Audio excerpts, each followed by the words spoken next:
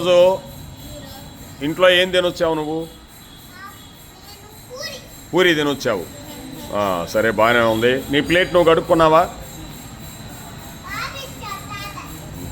నీ ప్లేట్ నీ కడుక్కోవాలి, అమ్మకి నమస్కారం చేసుకోవాలి, అమ్మ మాట వినాలి. అవునా? అవును కదా. అమ్మ లేకపోతే ఎవరున్నారు మనకి?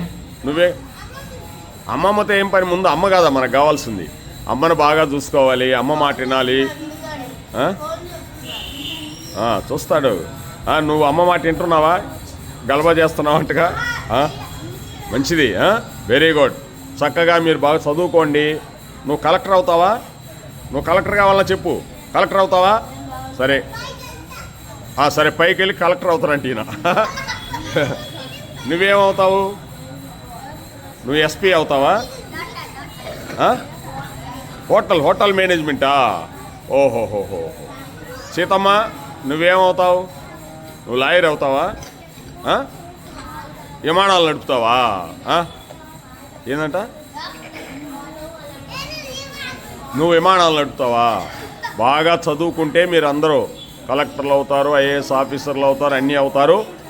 ఈ పోలీస్ అవుతావు. ఈ దేశాన్ని రక్షిస్తారు మీరు. అందుకే భగవద్గీత చెప్పేది మీ అందరికీ. గీతాశాస్త్రం చెప్తే మీరంతా ధర్మాన్ని చేస్తారు, ఈ దేశానికి ఉపయోగపడతారు. కృష్ణం వందే జగద్గురం. మీరందరూ ఇంట్లో అమ్మ మాట నాన్న మాట బాగా వినండి.